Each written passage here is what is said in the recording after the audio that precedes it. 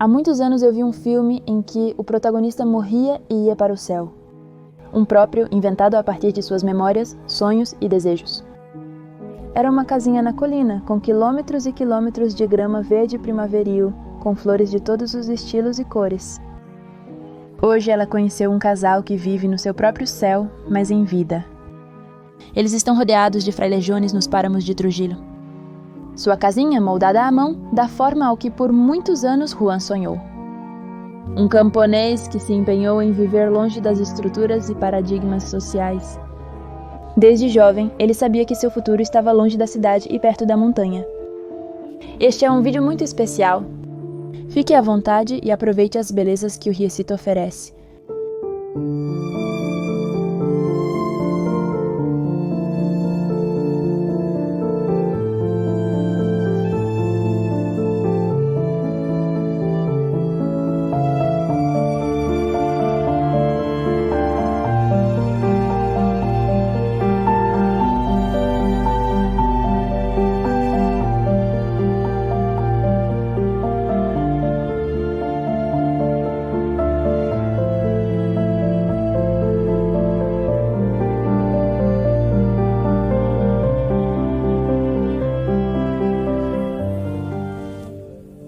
Viajantes, neste momento estamos no páramo de Trujillo, em um lugar que parece saído de um conto de fadas.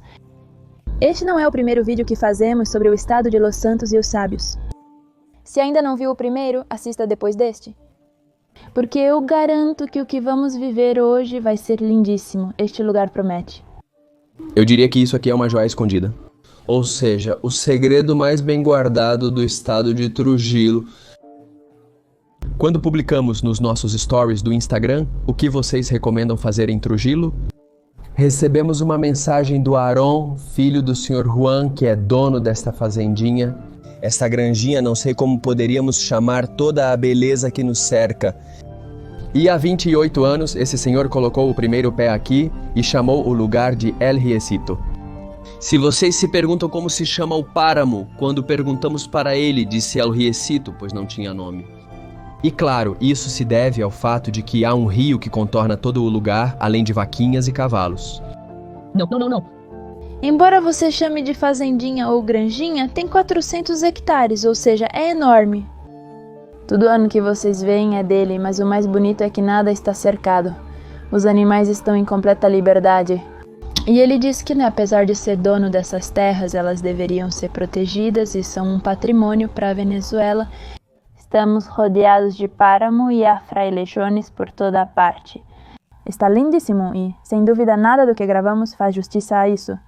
Nada do que mostramos faz justiça a esse lugar. Se quiserem contemplar a beleza, vão ter que vir e isso é o que posso adiantar para vocês. Nós vamos mostrar tudo o que pudermos para vocês, desde o trabalho desse senhor até as instalações que ele tem. Como passamos o dia aqui. Vocês vão decidir, então fiquem até o final deste vídeo. Se você ainda não se inscreveu, essa é uma ótima oportunidade para fazer isso. Assim como ficar assistindo, porque o que vem agora é paz, serenidade e relaxamento absoluto.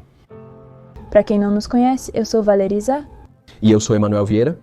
E juntos somos dois loucos de viagem.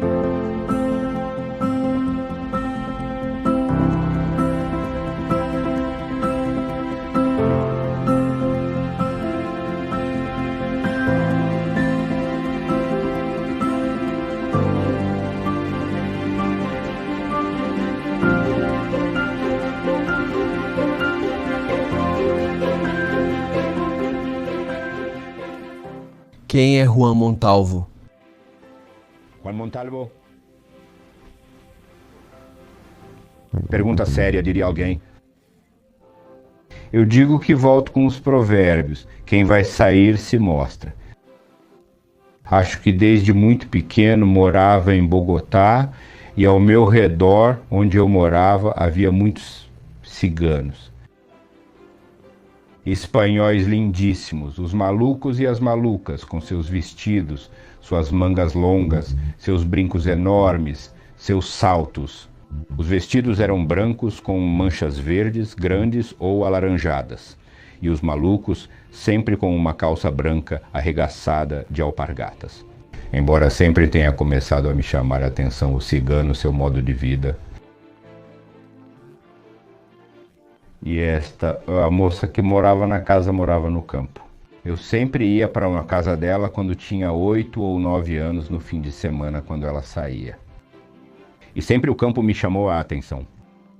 E eu acho que é por isso que me sinto camponês, realmente me sinto camponês. Eu me defino como um homem do campo, mais do que, bom, às vezes me chamam de hippie, sei lá. Eu acho que me defino mais como um homem do campo querendo deixar a marca na melhor vibe possível, deixando a marca. Quer dizer, sinto que isso é importante, sinto que a gente tem uma função na vida. E se você tem, tipo, certos handicaps, deficiências a favor, sei lá, então, bom, acho que isso precisa ser valorizado e, para mim, a força está nisso, em saber viver com a natureza. Quero mostrar para vocês nossa cabaninha, mas antes vou contextualizar um pouquinho. Estamos a 2h30 de carro de Trujillo, a capital de Trujillo, e temos que passar por montanhas, não é qualquer carro que consiga passar. É um caminho bem complicado, então tudo que vocês veem aqui foi construído com muito esforço e está espetacular. Vamos começar, eu adoro, porque para entrar na casa você tem que descer, você vai descendo, é como uma toca. Tem vários quartos, vamos deixar o nosso para o final, que também é o nosso favorito. Vamos começar por este aqui, que tem 3 camas de solteiro.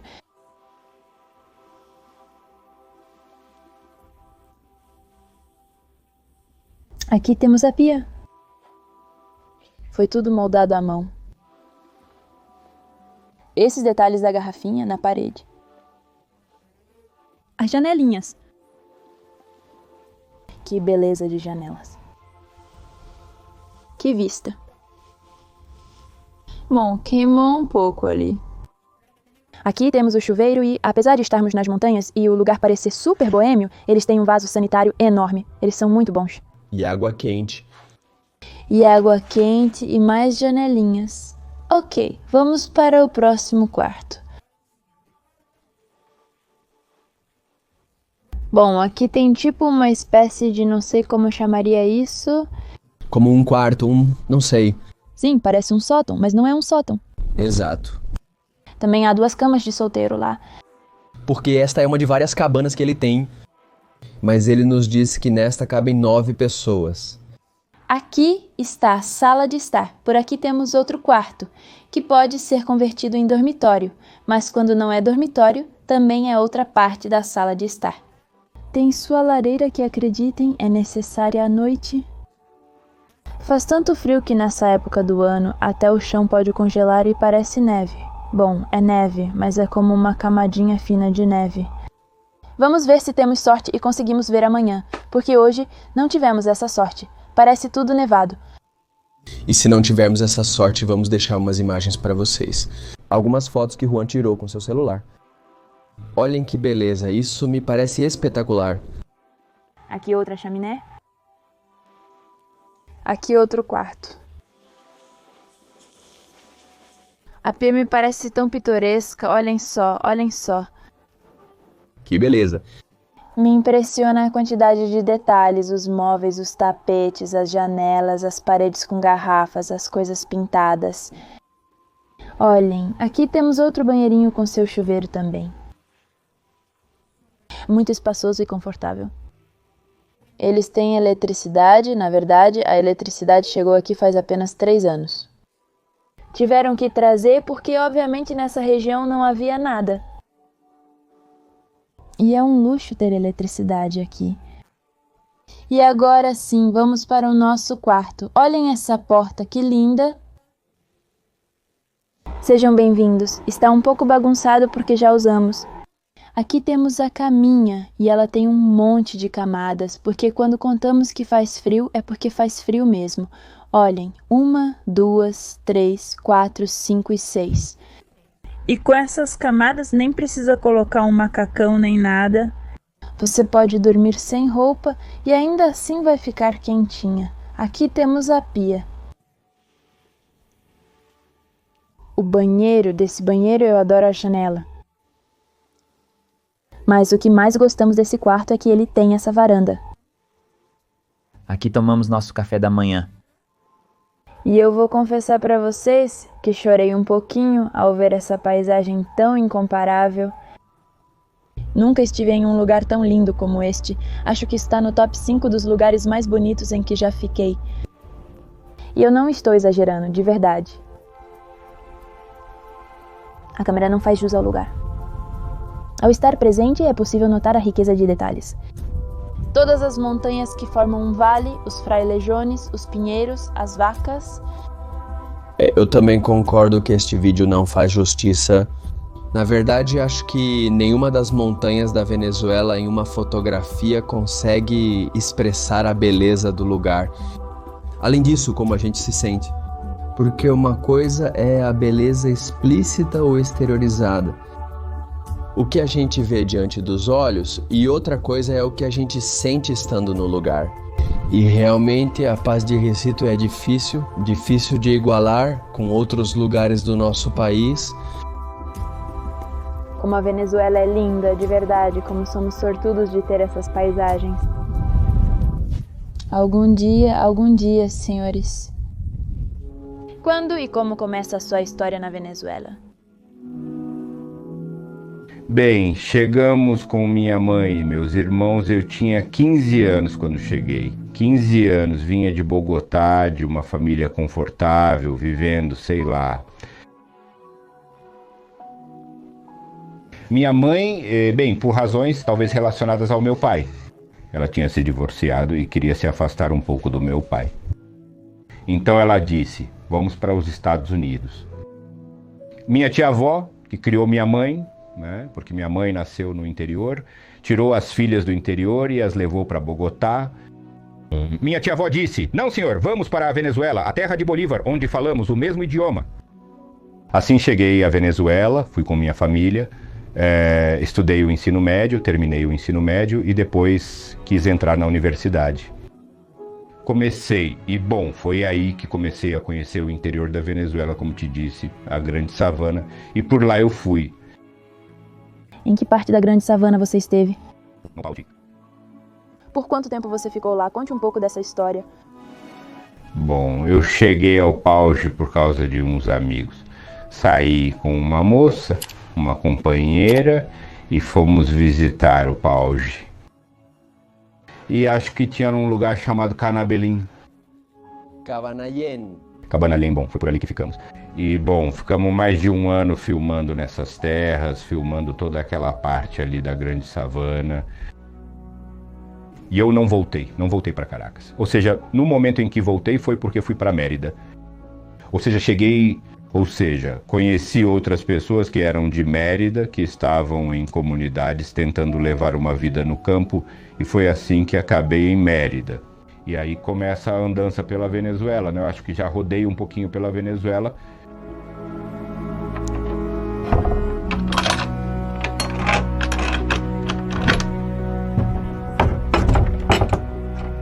Estamos fechando para, obviamente, mostrar para vocês a engenharia do campo, não porque seja inseguro, absolutamente nada disso, mas porque é muito, muito legal.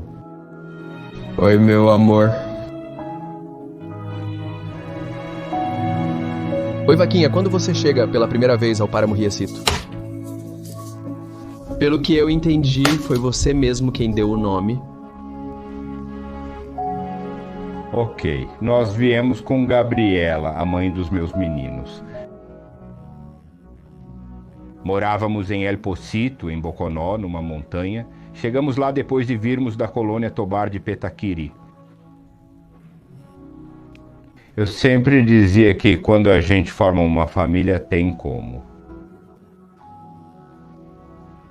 Um bom dever de criar, proteger, ajudar a crescer, acompanhar.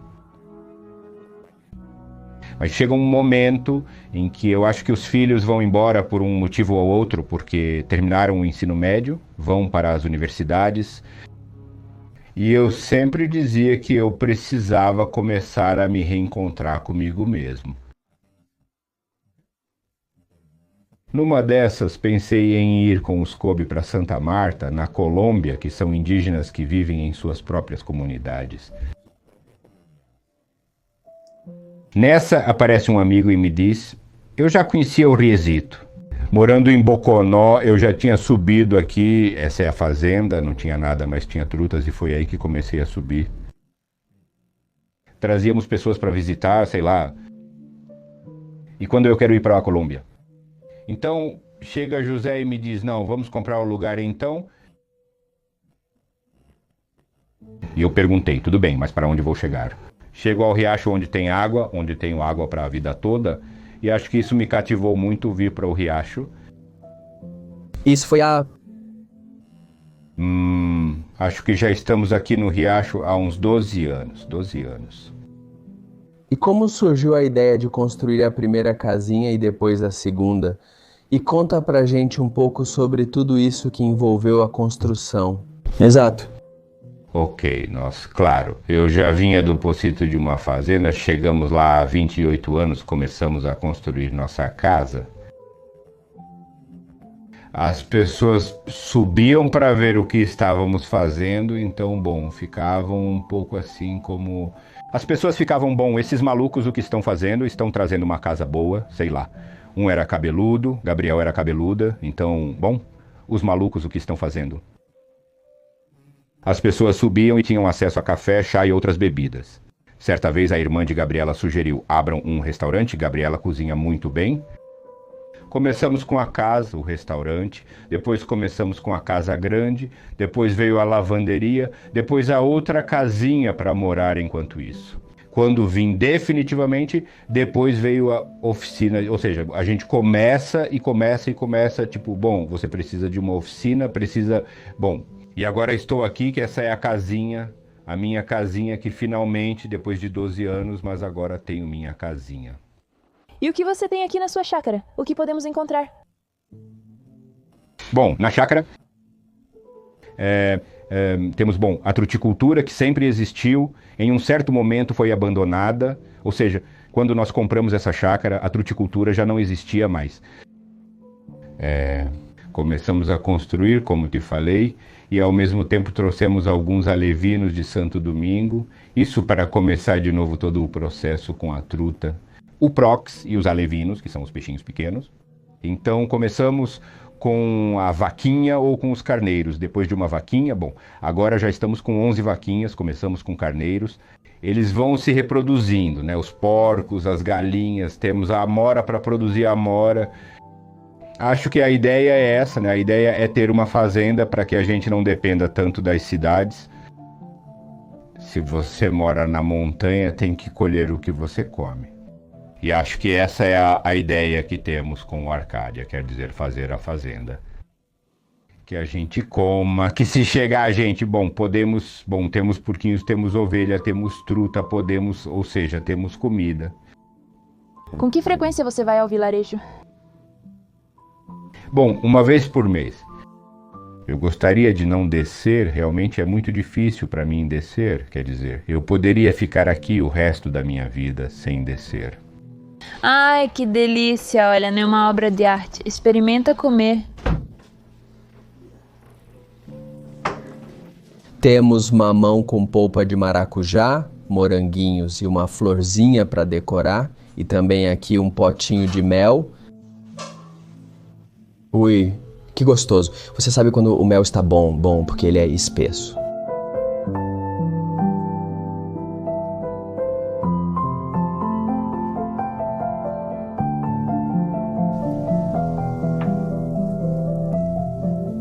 Olhem, como segundo prato trouxeram pra gente um coalho daquela vaquinha que vocês veem ali fora, que foi ordenhada hoje de manhã. Eles fervem o leite com um pouco de coalho e saiu essa obra de arte. Mas não é o segundo prato, e sim um complemento dele. Ah, beleza. Precisamos esperar os outros chegarem. E aqui chegaram as protagonistas de todos os cafés da manhã venezuelanos, arepinhas com essa coalhada. E aqui, manteiguinha? Não, olha, e abacate? Creminho de leite. Uau, olha, creminho de leite. Não pode faltar. É verdade? O abacate, que delícia. Eu já tinha me adiantado e recheado uma arepinha e agora acabou de chegar pra gente um caldinho de mula, que basicamente é uma sopinha com ovo, pra ganhar força. Esse é realmente o camponês. Ok. Porque os outros colocam leite. Nós camponesinhas não colocamos leite, porque se não tiver... Pronto. Sem leite. Isso mesmo, que delícia. Continuam chegando coisinhas, agora chegou um queijinho, um franguinho.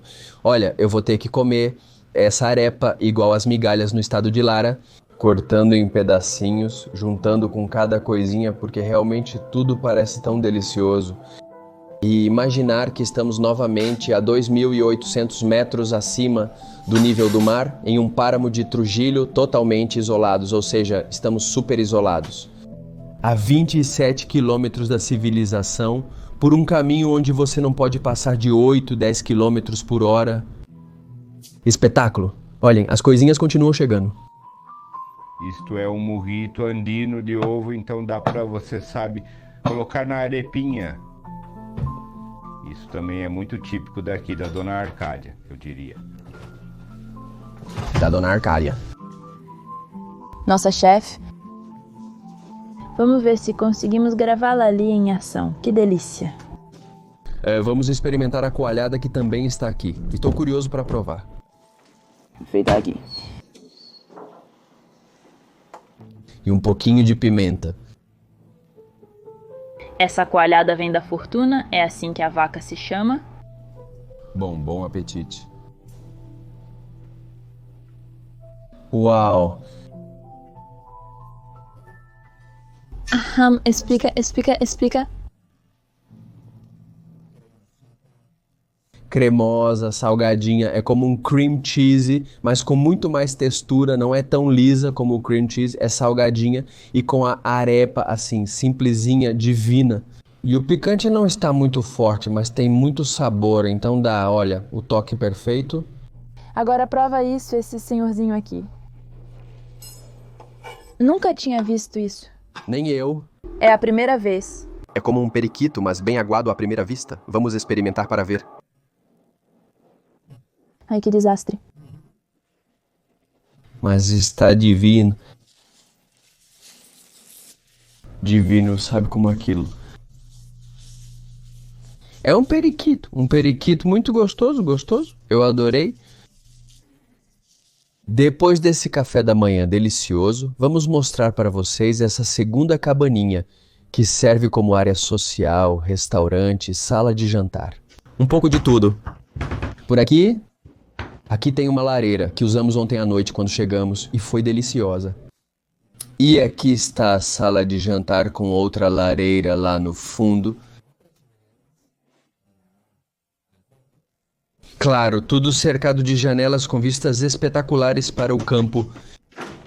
E aqui está a cozinha, onde acontece a mágica, onde Dona Arcádia faz maravilhas com as mãos. E ela nos traz as obras de arte que vocês viram. Logo vocês também a conhecerão. Mas olhem que lugar bonito, tudo aberto. Olhem para cima como os vitrais coloridos. Não, que espetáculo.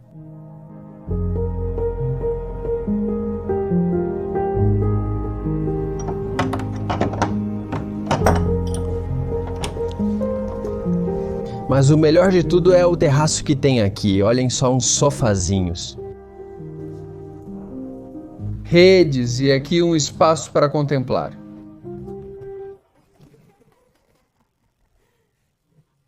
E aqui, bom, essa área para contemplar, que inclusive ontem à noite vimos todo esse céu estrelado.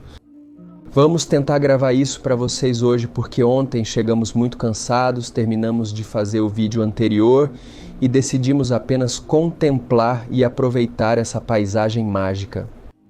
Olha, o Juan estava nos contando que como aqui não tem cercas nem nada, as pessoas entram como se estivessem em casa.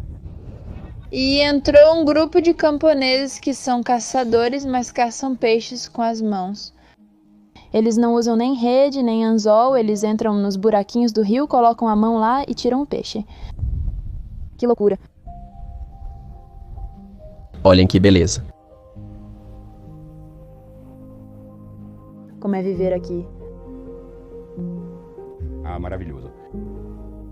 Quer dizer, eu acho que cada vez eu me reafirmo. Acho que cada despertar é como se reafirmar.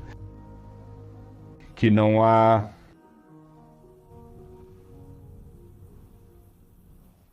Não sei, não há dúvida, não há nada. Aí é como uma vida de fazer algo constantemente, ou seja, de produzir aquilo que eu sempre digo que é como mágica. Ou seja, o fato de que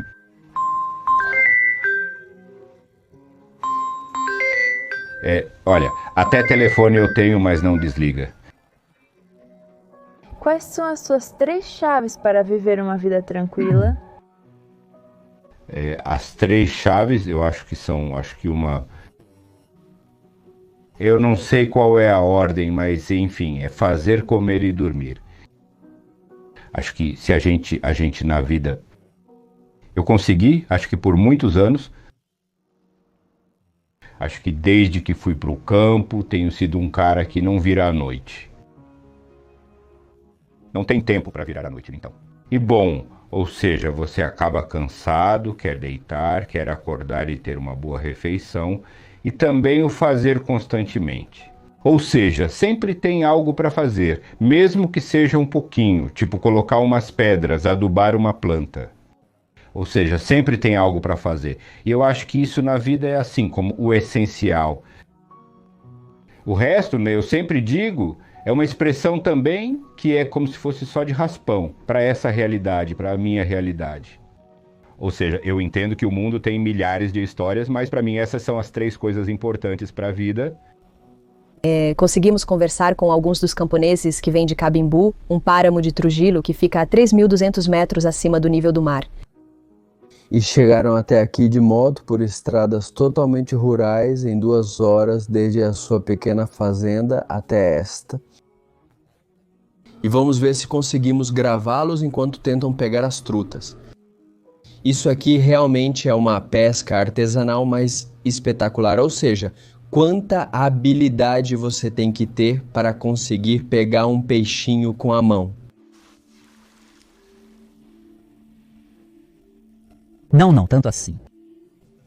Não.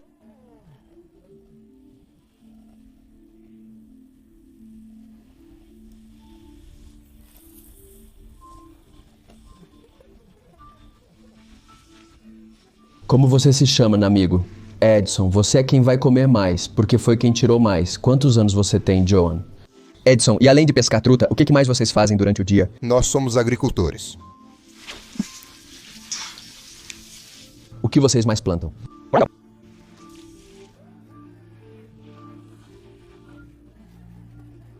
Aqui vemos as vaquinhas.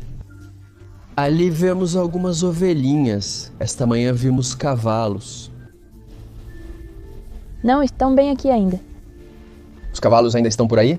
Sim, amor, eu peguei uma truta e todas elas são meio escorregadias, tipo lesmas, então é difícil pegá-las com a mão. Um deles disse que com a luva era mais fácil, pois escorregavam menos, mas deve ser igual. Mesmo assim, a água estava tão fria e eles entraram com as roupas que estavam usando. Dá pra ver que eles não têm roupa para trocar. E depois de dirigir 2 horas por esse par de moto? Ai, fiquei com frio. Olha lá, um cavalo. Viu, né? O rabinho do cavalo. Me deu frio só de pensar nisso. Aqui dá pra ver muitas mais trutas. Mas o Juan estava comentando que quando os vizinhos dele, por assim dizer, porque mesmo estando a 2 horas de distância, são vizinhos de montanha. Eles vêm, mas não deixam ele subir até essa parte. Porque eu me perguntei e disse, se essa é sua propriedade, por que você deixa todo mundo entrar e pegar suas trutas ou se jogar aí? Ou sei lá, porque chegaram tipo 15 motos e ele disse... Essa é a cultura desse lugar. Aqui o seu melhor irmão é o seu vizinho. Então é preciso conviver em paz com eles. E no final, a natureza nesses lugares é de todos. Então ele só pede que não peguem essas que estão se reproduzindo. Porque o método de reprodução da truta é que a fêmea solta os óvulos e depois o macho passa pelo local e solta os espermatozoides. E aí os ovinhos eclodem. E é um processo muito, muito delicado que, claro, se os humanos começarem a interferir, podem interromper. Mas não é só aqui, também no rio que passa aqui do lado, ou seja, em ambos os lugares não deveriam ter acesso. Que bonito de verdade. Tudo muito pitoresco. Olhem, o Sr. Nelson estava nos contando que é preciso fazer uma desova artesanal. O senhor pode explicar um pouco como sabe quando as trutas estão prontas para desovar e como é feito? Bom, automaticamente eu olho para a fêmea. Geralmente eu já tenho separadas, a fêmea fica à parte e aí ela mesma me dá o sinal de início. Quando ela está mais inchadinha e a linha lateral que vai pelo centro fica um pouco mais colorida, então ela já está pronta. Eu a pego e faço a desova em um prato, um recipiente bem limpo e colocamos os ovos, as ovas e depois pego o macho, seco ele e aí coloco o sêmen. E ele estava comentando que os ovos daqui de Trujillo são um dos melhores para os alevinos. Porque não tinha tanta perda. Bom, aqui no Riecito eu não posso garantir, e muitos dos agricultores que passaram por aqui também disseram isso. O melhor alevino sai daqui.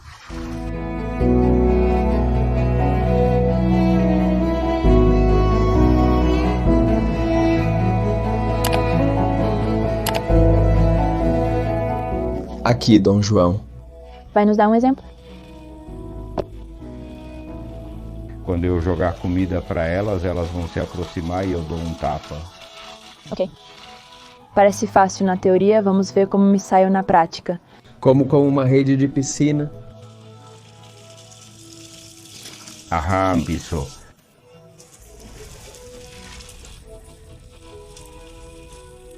Aqui temos 2. Mas ele não vai colocá-los de volta, né? Como você descreveria Riecito? Como você descreveria essas montanhas para aqueles que ainda não podem vê-las?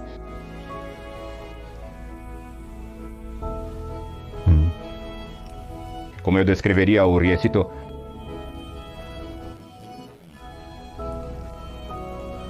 Tem uma música por aí que eu queria compor e que eu tenho guardada por aí, que diz que nas montanhas, entre as florestas, os rios, o lar e o fogo, acho que o Riecito é um lugar onde há muitas florestas, tem o rio, é um lugar que cura. Acho que ninguém toca as águas, ou seja, não há nenhuma contaminação. É atípico. Viver a quase 3.000 metros de altitude, onde há frailejones, onde há grama, onde há florestas gigantescas, florestas nubladas. E eu acho que isso é o interessante do Riecito, é o que ele te oferece. Ou seja, está tudo por fazer para trabalhar. Ou seja, há pedras, lenha e madeira disponíveis para trabalhar e plantar organicamente. Isso sim, acho que é um lugar muito frágil. Super frágil, tem muitos pântanos. Ou seja, este é um lugar para cuidar. E acho que é um lugar que traz muita tranquilidade para o espírito. Isso foi o que me trouxe tranquilidade para o espírito. Mas ao adentrar as florestas, a energia é sentida, quer dizer, aqui em Mérida, em muitos lugares chamam, bom, de gnomos, duendes, aqui nós os chamamos de momói. Momói. É o guardião das águas e florestas. São seres que eu sinto que realmente existem. Ou seja, realmente você entra nas florestas e sente uma energia. E essas terras, você estava me contando antes que são terras ancestrais. Aqui viveram indígenas. Quais comunidades indígenas viveram aqui? Aqui estiveram os Cospe. Os Cospe e os Timotes, que vêm de toda essa cordilheira dos Andes que temos aqui. Na verdade, quando você vai às comunidades vizinhas, todos os traços deles são super indígenas, né? O que temos aí? Aqui temos o quê? Quer dizer, eu conheço como pucas, que são de osso, dizem que se formavam nas correntes dos rios ou do mar, na areia. Quer dizer, faziam os buraquinhos como faziam os buracos e colocavam em uns fios e colocavam onde vinha a correnteza. Então, cada ida e cada volta da correnteza vai dando a forma redonda. Isso mesmo, são pedras. Devem ser, ou seja, isso deve ser muito antigo, muito antigo. E ali, o que temos? E aqui temos peitorais, né? São os peitorais que eu não sei. Bom, Valdemar que está aqui, eu não sei, eu já... Bom, eu não sou pesquisador nem nada do tipo, mas sei que está entre a águia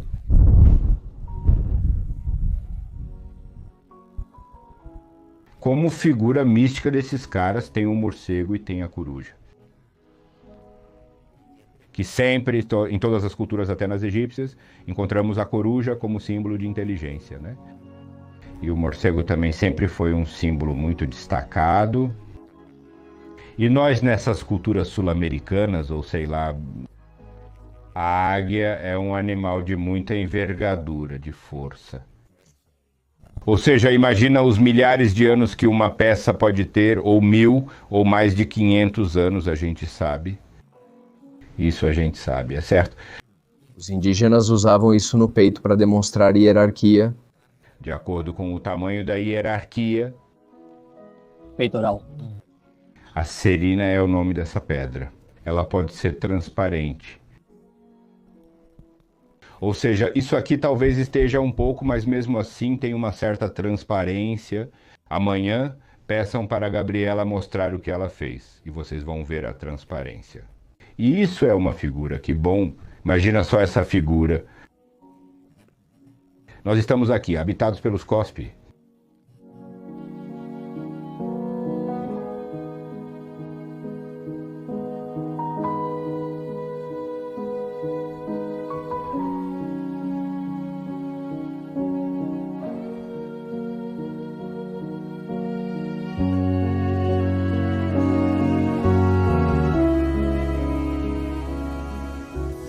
Estamos por aqui.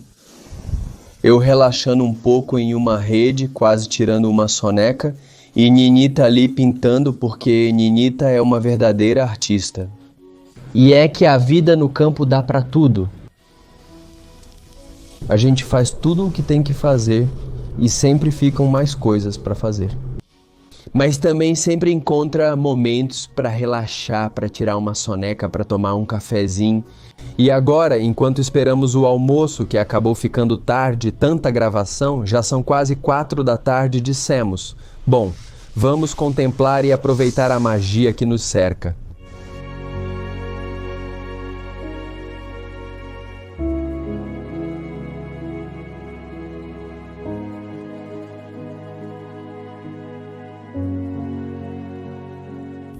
Quero apresentar para vocês a Dona Arcádia, a responsável por todas essas comidas tão deliciosas que experimentamos.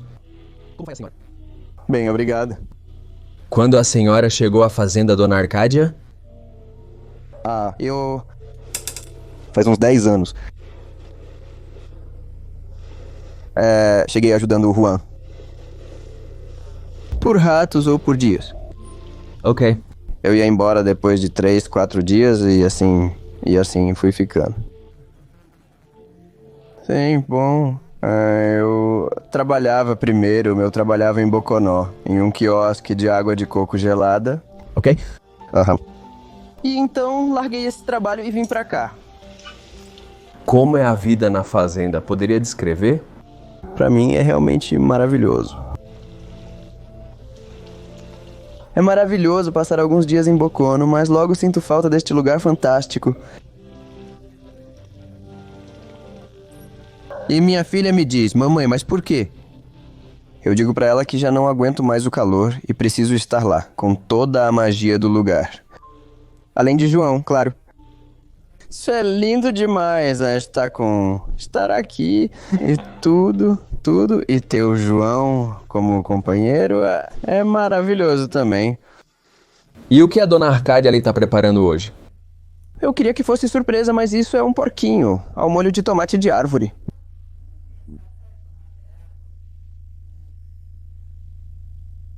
Uau, isso parece espetacular. Aham. Eu o vi fazendo isso com uma panela de pressão. Sim, pra amaciar um pouquinho a carne de porco. Aham, isso fica bem macio. E o molho é servido separado. E aqui nessa panelinha também era uma surpresa. Essa é uma sopinha de fava crioula colhida aqui em casa. O Rony estava comentando pra gente que a sopinha de fava é super tradicional por aqui. Muito boa, eu nunca tinha experimentado. Ok. Quer dizer, eu não sabia que se comia desse jeito. A gente sempre comia como mingau, sabe? Aham. A gente torrava a fava e um dia o João me disse: vamos fazer uma sopinha. E eu, sopa de favas, foi o que eu disse.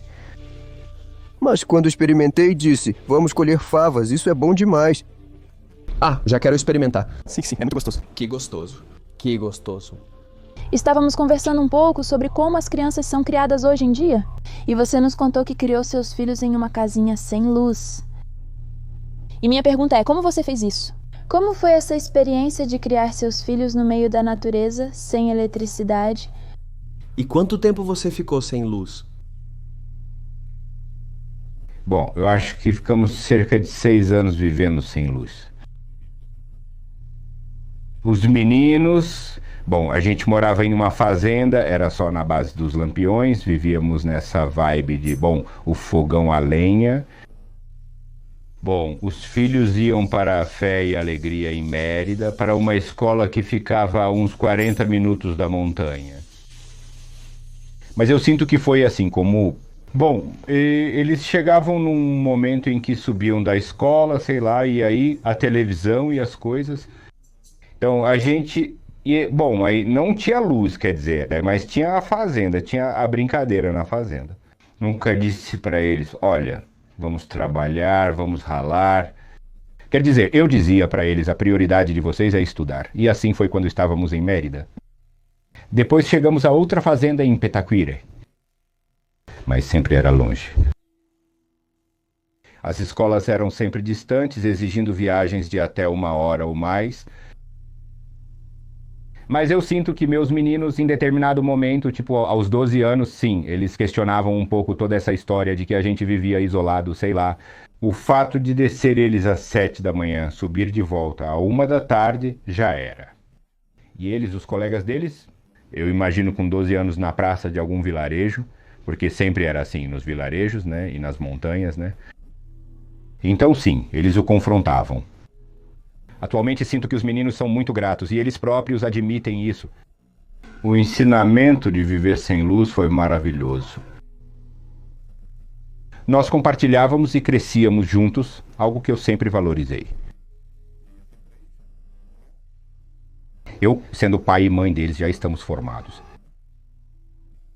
Ou seja, isso é um crescimento em família, temos que sentar todos à mesa, crescer juntos, com a interação, com todos os problemas que podem acontecer em uma família. Mas vamos crescer, estamos crescendo. Então eu também agradeço a Deusinho por isso ter acontecido, que eu pude criar meus filhos sem muita besteirinha. Bom, porque na verdade estávamos falando que agora a solução mais fácil quando um filho chora é dar o telefone, dar o iPad e deixar que eles se distraiam com a tecnologia. Mas ao mesmo tempo estamos afastando-os da possibilidade de inventarem um jogo, de se conectarem com outras crianças, de ficarem entediados, de sentirem tédio.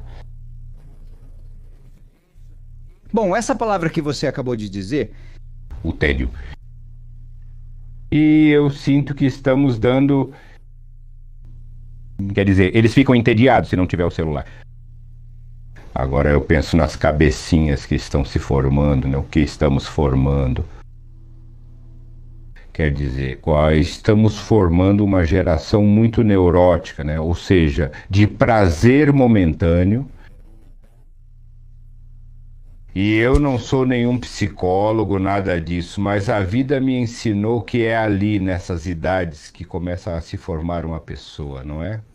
Quer dizer, é uma esponja. Então eu sinto que se não já tem países que estão suspendendo uma série de coisas. Os telefones ou proíbem de 18 anos para baixo dar telefones desse tipo? São situações muito fortes que eu não sei se conseguimos, eu não acho que vamos conseguir parar essas coisas. Mas eu acho que pode haver uma forma de que Bom, de que as pessoas tomem consciência do que estamos fazendo com as famílias, porque realmente vamos ter uma geração séria.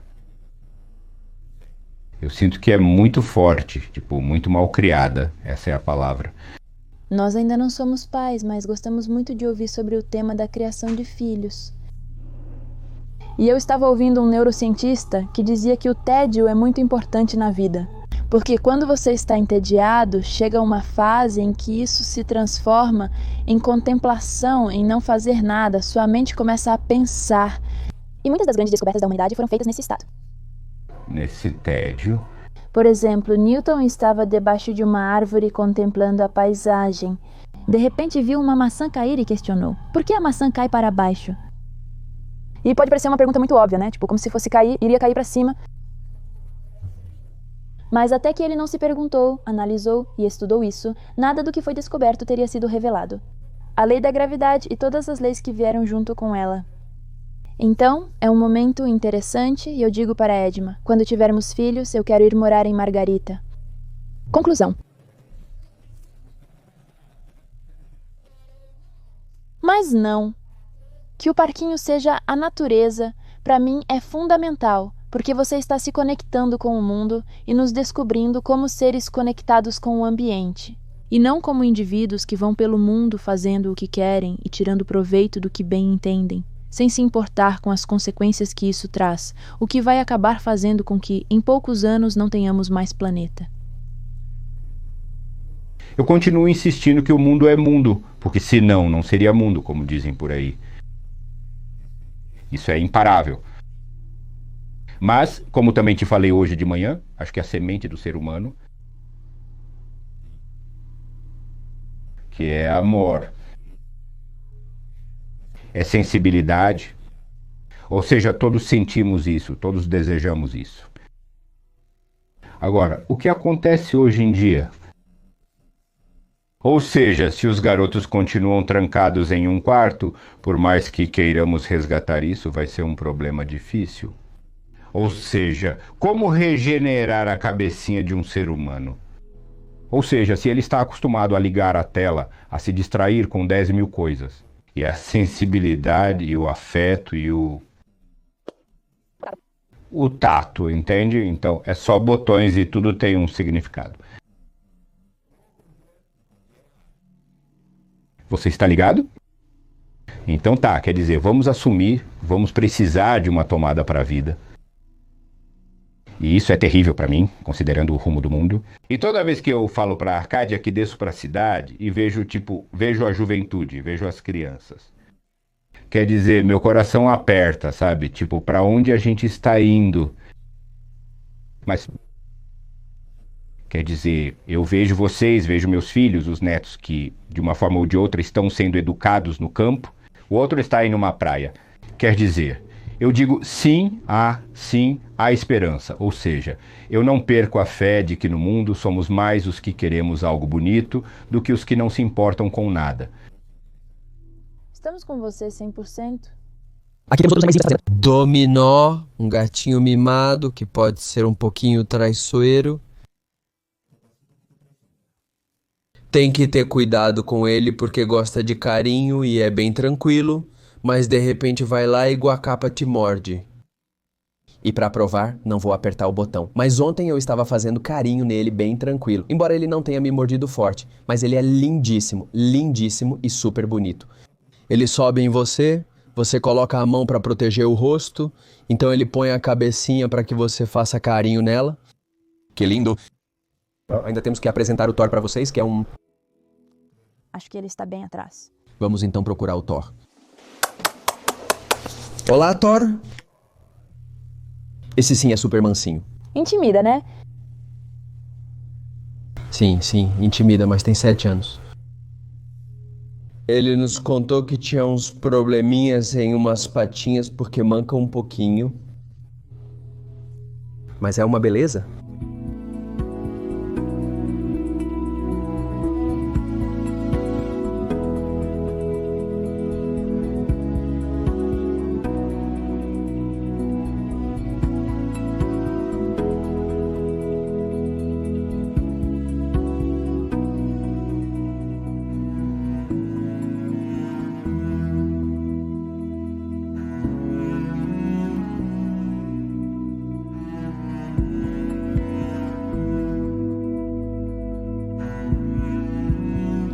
Como você tem passado, Nini? Eu não sabia para onde estávamos indo. Isso quase sempre acontece comigo. Eles dizem pra gente, temos um lugar legal, bacana, venha conhecer. Ok, a gente chega e não tem muita ideia de para onde está indo, mas estou agradavelmente surpresa. Não sabia que Trujillo tinha páramos tão bonitos, nem que isso ficava lá. Nós nos divertimos muito. Achei que íamos fazer um monte de coisas, que íamos cavalgar, que íamos fazer alguma caminhada, que íamos pescar, que íamos... Mas o dia passou em boas conversas e contemplando a natureza foi tão relaxante. Sinto tanta paz, me sinto tão conectada com a vida, com meu propósito, que é aproveitar a natureza. Eu acho que esse é o meu propósito de vida, me conectar sempre que puder a lugares como este. E me impressiona ver como existem pessoas irreverentes que decidem ir contra o sistema e criar um estilo de vida totalmente diferente do que, pelo menos para mim, é considerado comum, né? Que dizem, olha, não precisa de muita tecnologia, só o básico. Enquanto eu puder comer e sentir paz, eu estou bem. E sinto que cada vez mais estou indo para esse lado, como se o meu dia a dia me envolvesse em muito consumismo. Estou nas redes sociais e vejo um carro novo, vejo casas novas, vejo, sei lá, roupas novas, tendências e digo, uau, que legal! Mas depois eu venho a esses lugares e penso, mas não é preciso muito para ser feliz. Porque eu penso que com aquele carro, ou com aquela casa, ou com aquelas roupas, eu vou alcançar essa paz. Que eu só realmente consigo nesses lugares onde... Olhem! Já troquei de roupa 3 vezes por causa do frio, mas quero trocar esse suéter de novo, mesmo ele estando bom. Mas de resto, acho que uma vida assim, de austeridade, onde você tem o básico... Deixar-se surpreender pelo que o dia apresenta é onde reside a verdadeira paz. E olha, não estou criticando as pessoas que desejam um carro novo. Provavelmente eu também sou essa pessoa. Mas sinto que na minha busca por essa Valéria plena,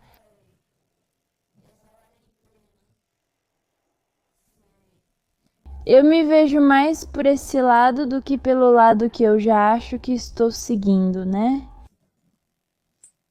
Quer dizer, Nini é uma poeta e tanto, né? Olha, espera aí. Eu aqui acho que vou pontuar certas coisas. Eu tenho um carrinho, meu primeiro carrinho comprado por mim, um carrinho bem velhinho. Apesar de eu dizer que adoraria ter uma caminhonete, afinal, quem não gostaria? Não é uma das minhas principais prioridades. Para mim, uma das minhas prioridades sempre foi buscar a felicidade. E não a felicidade, porque não é a busca por prazeres momentâneos, mas sim uma vida que me faça sentir plena, que me faça sentir útil, com as minhas habilidades, com as habilidades que Deus me deu e também com as pessoas ao meu redor. Que eu tenha um dom que eu possa compartilhar. Isso para mim é muito importante, mas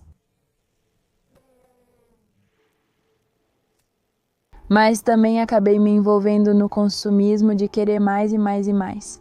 De repente vejo, olha esse colar de ouro, isso, aquilo e a bolsa.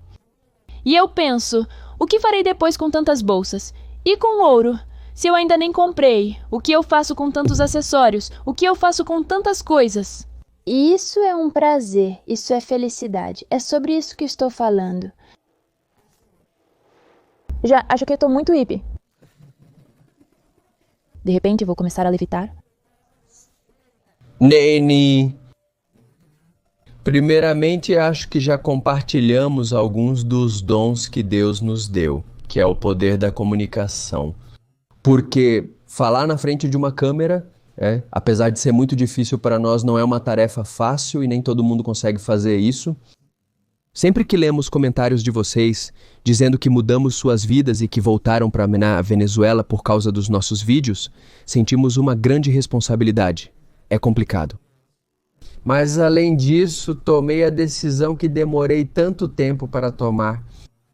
Me arrisquei a fazer essa viagem que tanto sonhava, mas não tinha coragem de fazer sozinho e não tinha ninguém para me acompanhar. Acho que essa é uma mensagem que carregamos todos esses anos. E ver vocês tornando isso realidade é cumprir parte do nosso propósito de vida. Há uma frase muito bonita. Minha memória para nomes não é boa. Nunca fiquem chateados se eu não lembrar do seu nome ao se aproximarem de mim, pois não faço isso por mal. Vou parafrasear essa frase muito mal, mas ela é mais ou menos assim. Espero que no dia em que eu estiver diante de Deus, Ele me diga: como eu aproveitei tudo o que você me deu, como eu usei tudo o que você me deu. Você era do Rapa, né? Aquele também era ótimo. Deixa eu procurar. Está lindo. Acho que vai ficar maravilhoso. Eu quero ressaltar o quanto você tem que estar pleno, o quanto você tem que estar conectado com a natureza de verdade para viver sem eletricidade. Porque não é só ter luz, é ter energia para a geladeira, para a máquina de lavar, etc, etc. Ou seja, Juan nos contou que nesta fazenda, que já tem 12 anos, ele ficou 8 anos e pouco mais sem eletricidade. Faz 3 anos que conseguiram puxar energia desde o vizinho mais próximo. 8 quilômetros de fiação elétrica para poder ter energia na fazendinha El Riecito. E obviamente nós nascemos, crescemos com eletricidade e nem percebemos, quer dizer, nem imaginamos uma vida sem eletricidade. Mas quando ele nos contava como era a vida sem eletricidade, ele parecia tão relaxado. Era assim. A gente se acostumava, se adaptava e não fazia falta. Obviamente, do meu ponto de vista, faz falta sim, mas estando aqui, tão conectado, tendo tudo o que precisa para ser feliz. Se para ele não faz falta, então não faz. Eles tinham sua fogueirinha à noite. Um pouco mais de planejamento com a questão do lanche e dos alimentos. Mas em um páramo tão frio, ele nos diz, olhem, ficava a carne e os feijões. Com o frio, a carne se conservava por 3 ou 4 dias do lado de fora. Que beleza, que dia bonito. Tem sido de muita reflexão e conversas, como diz Ninita. Já vai, eu tô conseguindo a frase. Vamos ver se ele consegue a frase. Me deem um segundinho aqui. Consegui. Minha memória não é muito boa, mas por isso eu anoto tudo. Quando eu estiver diante de Deus, no final da minha vida, vou querer não ter desperdiçado nenhum pingo de talento para poder dizer: usei tudo o que você me deu. A primeira vez que eu ouvi essa frase, eu chorei como uma menina. Porque é tão bonito reconhecer que todos nós temos um dom e que o aproveitamos. Não ficar com aquela vontade de, ai, mas eu não tentei, ai, e se eu fracassar? Ai, que medo. Mas sim aproveitar o que sentimos, aquilo em que somos bons, o que é um pouco mais fácil pra gente e fazer. E procurando essa frase, encontrei outra. Essa frase, já vou dizer pra vocês de quem é. Com certeza, é uma Bombeck. Bombeck. E esta outra é anônima, eu acho, e diz: vivemos com tanta pressa em busca de um futuro melhor que acabamos esquecendo tudo o que já conquistamos até agora. Se prestarmos atenção, vivemos em um monte de orações atendidas e nem sequer percebemos. Tomara que a gente sempre saiba sonhar sem deixar de valorizar o que Deus já nos concedeu ou já nos entregou. E Deus pode ser o que você quiser que Ele seja. Aqui não se trata apenas de uma única religião. Mas quando percebemos que já conquistamos muitas coisas, mas estamos sempre pedindo mais. E quando analisamos e pensamos, uau, olha tudo o que já me foi concedido. Vivemos em gratidão e não na expectativa de algo mais. É mais estar no presente do que ficar olhando para o que nos falta no futuro. Quero destacar algo que o Juan nos contou quando a câmera ainda não estava ligada. E para mim foi algo muito poderoso, porque ele dizia que bonito é viver o presente, mas não o presente como tempo, não passado, presente, futuro, mas enxergar o seu dia como um presente, ou seja, um presente de Deus. Então, quando a gente começa a viver com gratidão pelo presente, não fica tão preocupado com o que vai acontecer amanhã, de por que fiz o que fiz ontem, com arrependimento, com a angústia de será que vou alcançar meus objetivos até o fim do mês? Ou seja, eu sinto que tudo nesta vida tem que ser um equilíbrio. Também não podemos ser, assim, uns hippies que esquecem absolutamente tudo, o trabalho, a família e tal, e vão morar no campo. Ou bem, se você for como o Juan, sim.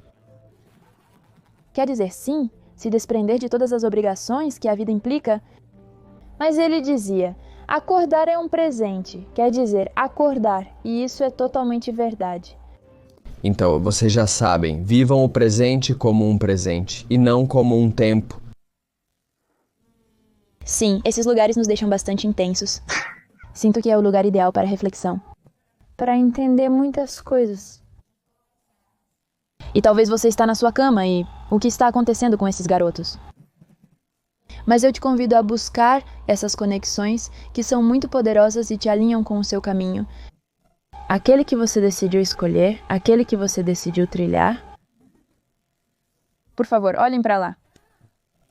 Olhem que beleza como o céu está se pintando e lá no fundo dá para ver o peito de Niquital. Que bom, esse é o nome popular, mas o nome indígena é o Pico Musi. É o ponto mais alto do estado de Trujillo, a 4.006 metros acima do nível do mar. É como um piquinho que dá para ver lá no fundo. Parece um peito. Parece um biquinho de peito, sim. Se alguém que assistir a este vídeo quiser vir, como pode fazer? Bom, agora você sabe... Agora meus filhos me chamam de algo como tecnólogo do campo. Algo assim, eles diziam, bom, eu acho que já temos um telefone, ou seja, podemos pelo telefone, acho que meu filho tem, ou algum deles tem no Instagram, algo do Riezito. Bom, e aqui estamos abertos. Realmente estou aberto para que as pessoas venham e conheçam este lugar. Acho que é um lugar muito, muito, muito saudável. É um lugar de boas energias. E bom, eu adoraria que as pessoas viessem e conhecessem uma forma de vida no campo. Sejam bem-vindos. Tomara que isso seja algo bem positivo, né? Que eu sinto que bom que a energia está aí. Vocês têm um lugar, é um lugar para viver e compartilhar. Tem que mostrar e sejam bem-vindos. Isso eu digo para todos. Sejam bem-vindos, sejam bem-vindos. Obrigada, João. Obrigado, João. Bom dia, viajantes. Hoje o céu está mais limpo, diferente de ontem que estava nublado, permitindo ver os dois lados do Riezito. Hoje é nosso último dia neste lugar. Ainda falta uma atividade para fazermos antes de irmos embora, mas não será tudo. Na nossa viagem pelo estado de Trujillo, ainda faltam mais algumas aventuras, então continuem assistindo. Se você ainda não se inscreveu, faça isso, pois tem muito conteúdo pela frente. Olhem só que beleza, como eles mimam os turistas que vêm visitá-los. O primeiro pratinho de fruta, suquinho natural. Aqui temos um cafezinho, que delícia. Esta é só a primeira parte do café da manhã.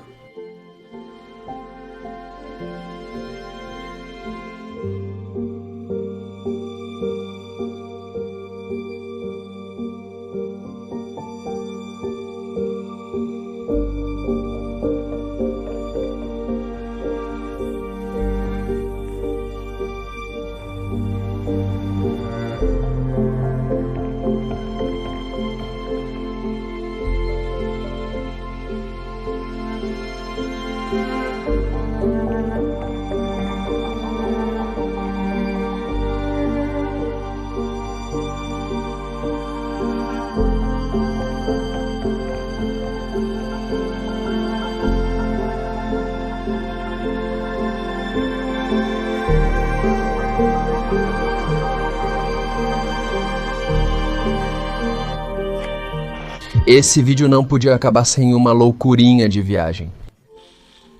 E viemos para o rio. Tudo começou porque eu ofereci colocar os pés na água. Vamos colocar os pés na água por 5 minutos. É muito bom se submeter a períodos curtos de dor, porque o seu corpo meio que ajuda, ou melhor dizendo, Aprende a se regenerar. aprende a se regular. Ele sente a dor e te avisa no começo. Dor, dor, dor. E você quer desistir. Mas depois entende que você está calma e para de emitir aquela dor intensa por todo o seu corpo. Agora vamos fazer o corpo inteiro. Uma crioterapia... Não se chama crioterapia. Sim, crioterapia, claro. Uma crioterapia. E a que temperatura vai estar essa água?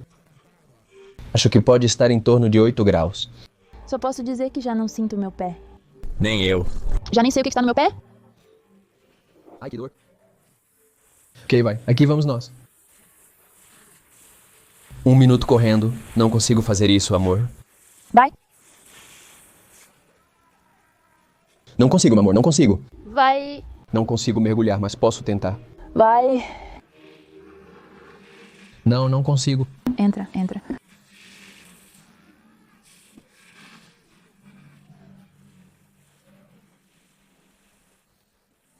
Vai, de costas, entra.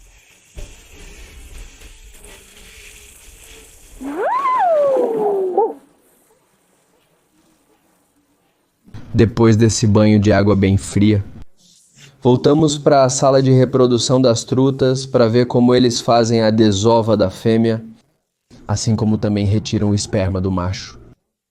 E então eles fazem ali o processo de reprodução artificial. Já vamos ver como é tudo. Olha essa beleza.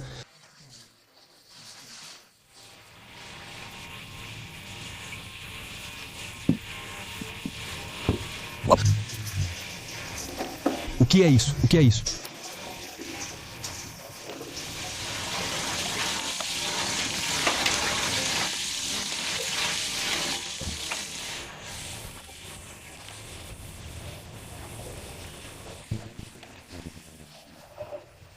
Este é o caviar.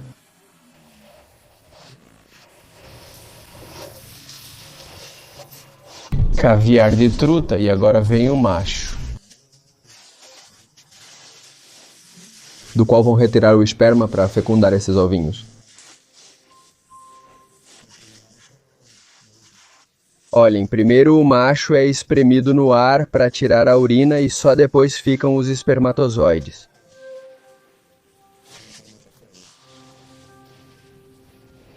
Uau!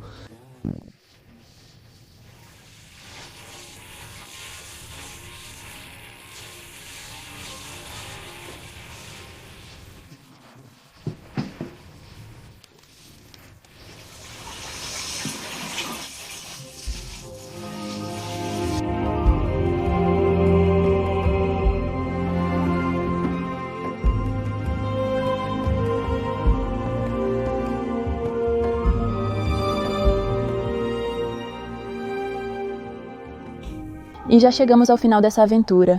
Quero dizer para vocês com toda a honestidade que esse não é um lugar para todo mundo. Se você não gosta da natureza, se você não gosta de se desconectar, se você não gosta de relaxar, não venha pra cá.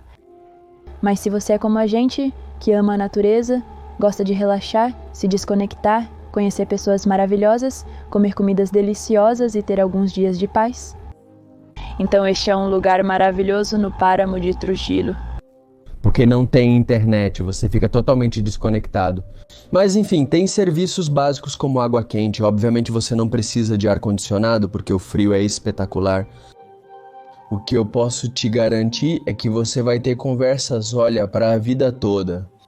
Eu acho que, como diz Ninita, esse é um lugar que vocês têm que pensar muito bem antes de decidir vir. Mas se vierem, eu vou deixar os preços para vocês. Vão de 40 até 80 dólares por pessoa, incluindo desde o café da manhã ou, se quiserem, almoço, jantar e, obviamente, a estadia.